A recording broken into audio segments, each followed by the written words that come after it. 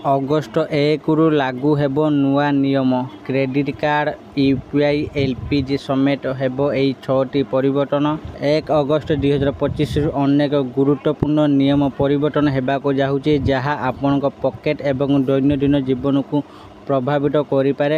ଏଥିରେ credit card, UPI, LPG, CNG, bank ଛୁଟି ଦିନ ଏବଂ ବିମାନ ଇନ୍ଧନ ମୂଲ୍ୟ ଅନ୍ତର୍ଭୁକ୍ତ।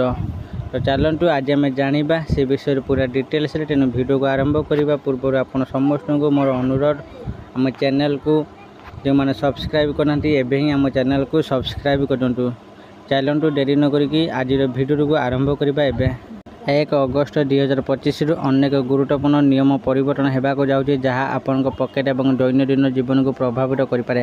ଏଥିରେ credit card, UPI, LPG, CNG, bank ଛୁଟିଦିନ ଏବଂ ବିମାନ ଇନ୍ଧନ ମୂଲ୍ୟ ଅନ୍ତର୍ଭୁକ୍ତ। ଏହି ପରିବର୍ତ୍ତନଗୁଡ଼ିକ ପୂର୍ବରୁ ଜାଣିବା ଗୁରୁତ୍ୱପୂର୍ଣ୍ଣ, ଯାହାଦ୍ୱାରା ଆପଣ ଆପଣଙ୍କର ବଜେଟ୍ ଯୋଜନା କରିପାରିବେ ଏବଂ ଆଗାମୀ ମାସରେ କୌଣସି ଆର୍ଥିକ ସମସ୍ୟାରୁ ରକ୍ଷା ପାଇପାରିବେ।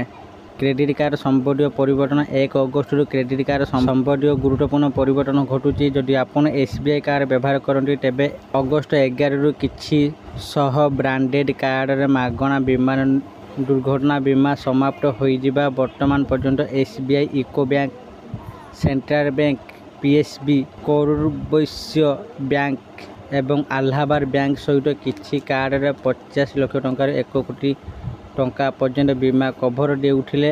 ବର୍ତ୍ତମାନ ଏହି ସୁବିଧା ବନ୍ଦ କରାଯାଉଛି, ଯାହା କାର୍ଡ ଧାରକଙ୍କୁ ଚକିତ କରିପାରେ। ଏଲ୍ପିଜି ସିଲିଣ୍ଡର ମୂଲ୍ୟରେ ପରିବର୍ତ୍ତନ। ଅଗଷ୍ଟ 1ରୁ ଏଲ୍ପିଜି ଏବଂ ବାଣିଜ୍ୟିକ ସିଲିଣ୍ଡର ମୂଲ୍ୟରେ ପରିବର୍ତ୍ତନ ହୋଇପାରେ।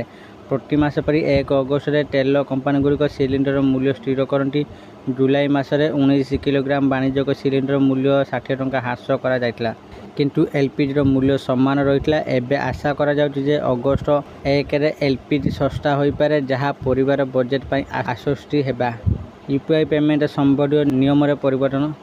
ଯେଉଁମାନେ ୟୁପିଆଇ ମାଧ୍ୟମରେ ପେମେଣ୍ଟ କରନ୍ତି ସେମାନଙ୍କ ପାଇଁ ନୂତନ ନିୟମ ପ୍ରଯୁଜ୍ୟ ହେବ।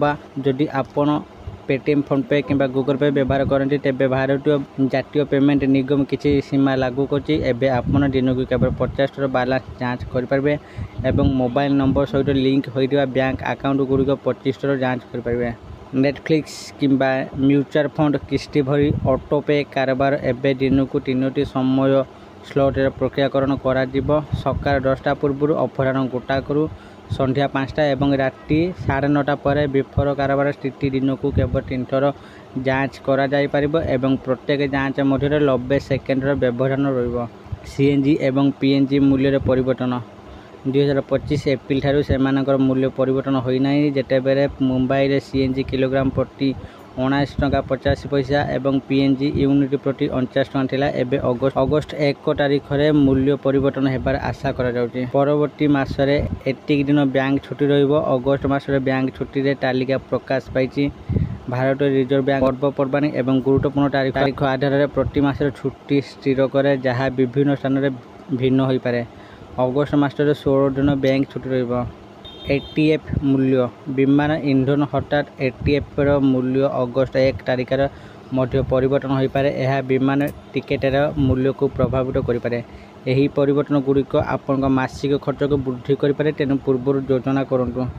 ଆଶା କରୁଛି ଆପଣମାନଙ୍କୁ ଆଜିର ଏହି ଇମ୍ପୋର୍ଟାଣ୍ଟ 6ଟି ନିୟମ ପରିବର୍ତ୍ତନ ଭିଡ଼ିଓଟି ଭଲ ଲାଗିଥିବ। ଯଦି ଆପଣମାନଙ୍କୁ ଏହି ଭିଡ଼ିଓଟି ଭଲ ଲାଗିଥାଏ, ଦୟାକରି ଏହି ଭିଡ଼ିଓକୁ ଲାଇକ୍, ସେୟାର ଓ କମେଣ୍ଟ କରନ୍ତୁ। ଆଉ ଯେଉଁମାନେ ଆମ ଚ୍ୟାନେଲକୁ ଏପର୍ଯ୍ୟନ୍ତ ସବସ୍କ୍ରାଇବ୍ କରିନାହାନ୍ତି, ଦୟାକରି ଆମ ଚ୍ୟାନେଲକୁ ଏବେ ହିଁ ସବସ୍କ୍ରାଇବ୍ କରିଦିଅନ୍ତୁ। ଆଜି ପାଇଁ ଏତିକି, ପୁଣି ଦେଖା ହେବ ଆଉ ଏକ ଭିଡ଼ିଓରେ। ରହିଲି, ସମସ୍ତଙ୍କୁ ମୋର ନମସ୍କାର, ଧନ୍ୟବାଦ।